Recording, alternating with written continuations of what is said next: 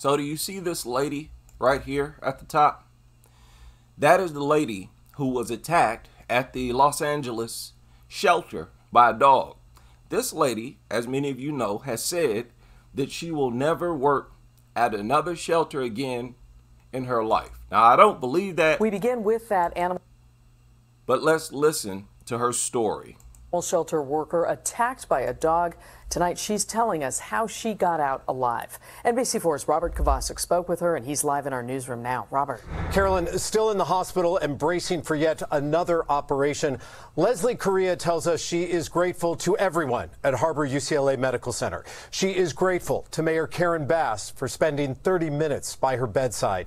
And she is grateful to the Department of LA Animal Services, her LA City family, as she calls them, for keeping her spirits up. The story she shares, and the details are disturbing, comes with a message. Leslie Correa has been with LA Animal Services for more than 2 decades. But tonight, from her hospital bed, she's... So over 20 years, she has been a die-hard, over-the-top dog lover. Says she's never going back. I've been surrounded. Says she's never going back to that shelter. Now, I personally don't believe her. She'll get over this, and she'll end up right back at a shelter. But this is what she's saying immediately after the attack. She's never going back. I've been surrounded by so many wonderful animals my whole life. This has been my whole life. No, they're not wonderful. They just demonstrated that to you. All the food, all the water, shelter, hugs, kisses, rubs, you dealt out to that worthless mutt, and it still attacked you, tried to kill you. So it's really hard to say goodbye to that. What you're about to hear for the first time, Leslie's account of what happened at the Harbor Shelter in San Pedro last Friday. We're extremely short-staffed, and Fridays are a really short-staffed day at the shelter, you know, and all the shelters are overcrowded and we're understaffed. Shelters being understaffed, overcrowded, had nothing to do with it. This is a case of one dog, not a mob of dogs, trying to kill you. Early that morning, Leslie, the kennel supervisor, went to care for this dog named Bree, who had previously exhibited signs. And notice how they shared the name, trying to get the audience, the listeners, to connect with the dog and feel sympathy for it.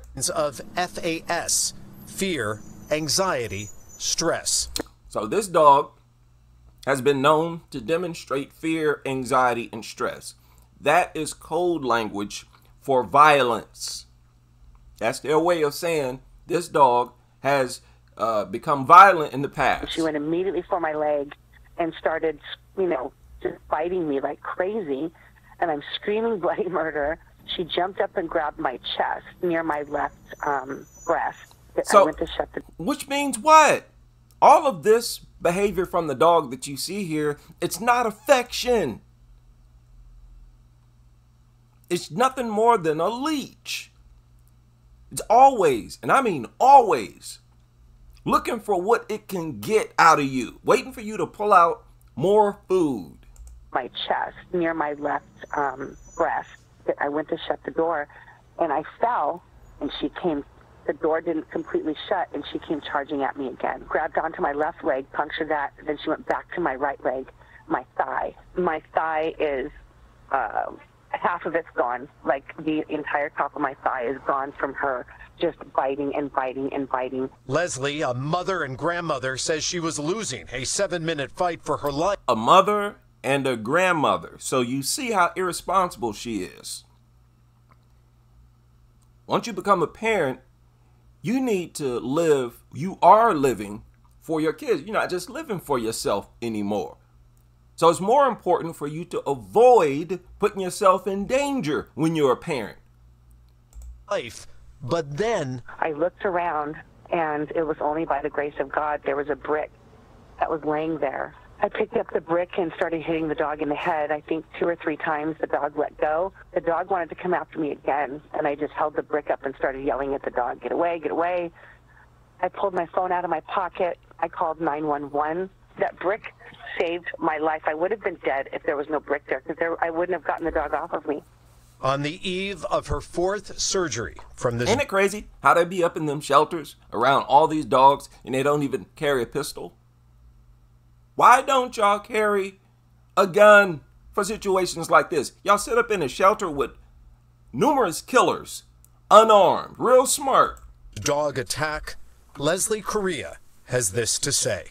The message here is the city of Los Angeles adopted no kill way too soon. I've been with the department 24 years, and this is the worst it's ever been. There are so many people that have been bit and mauled at the shelters, and it needs to stop because we're overcrowding and we're not euthanizing the animals that need to be euthanized in a timely manner.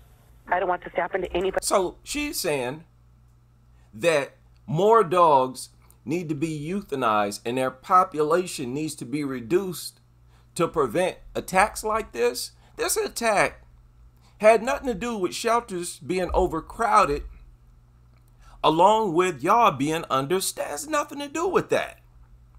Let's say there were only 3 dogs in that shelter at the time. You would have still been attacked. All it took was 1 to maul you. So I don't want to hear about this overcrowding. They talk about overcrowding as if that is a bad environment for the dog. No, they prefer to be in crowds. That's why they form packs. These are not isolated individual type mammals. And we're not euthanizing the animals that need to be euthanized in a timely manner. I don't want this to happen to anybody else. I don't want it to happen to a child. Oh, now you're thinking about your safety and people's safety. You know, it's very scary. Listen to her voice cracking. Very scary. You didn't have to put yourself through this. You didn't have to go through this. And this is what the Crusaders all about. We all about using our brains and understanding not to put ourselves in a situation like this. Need to be euthanized in a timely manner. I don't want this to happen to anybody else. I don't want it to happen to a child. You know, it's very scary. The dog was euthanized. LA Animal Services sent us a statement that an investigation has been launched and staff and volunteers are, quote, devastated by the injuries to our coworker and friend. Now, just minutes ago, we got this statement from Mayor Karen Bass's office. It is absolutely tragic that an employee who had dedicated her life to caring for animals was severely injured. Over the past year, Mayor Bass has visited city shelters, met with the passionate and dedicated staff and volunteers of LA Animal Services, and seen the conditions they work in and animals live in. We must do everything possible to protect the staff, volunteers, and animals in our care. One final word from Leslie Correa in her hospital bed, and this is so very important. She says, please head to a shelter. There are thousands and thousands of pets waiting for you to adopt them. Her advice: spend quality time with the dog or cat you're considering and listen to a shelter staffer to find the best fit for you. Wow. So after the attack, she suggests to the general public to go out and get a bully breed of their own. Go get your own dog so you can go through this as well. They should have considered the possibility that this lady was under serious drugs when she sent out this message. And there's a good chance that she was not in her right state of mind. That she had some type of medication in her system. She just had the top of her leg chewed off. So she's dealing with pain. She got some meds in her system. Y'all should not have shared that. On what level does that make sense? You almost get killed by a creature, and then you suggest to the general public to go out and get themselves one of these creatures as well? They should have known better than to share that. So what are your thoughts? I believe she is going to end up going right back to a shelter. At the very least, she is going to surround herself with dogs again. She will get over this. But there's no guarantee that she'll get over it. I don't like the way she's talking already. As time passed and as she had time to think about the situation, you heard what she did. Sent a message telling other people, go out and adopt, go out and adopt. So you can see she's saying that it happened because it was overcrowded at the shelter. Nuttery is a very powerful force. It's like a magic spell that people are under. And really, only the strong can snap out of it.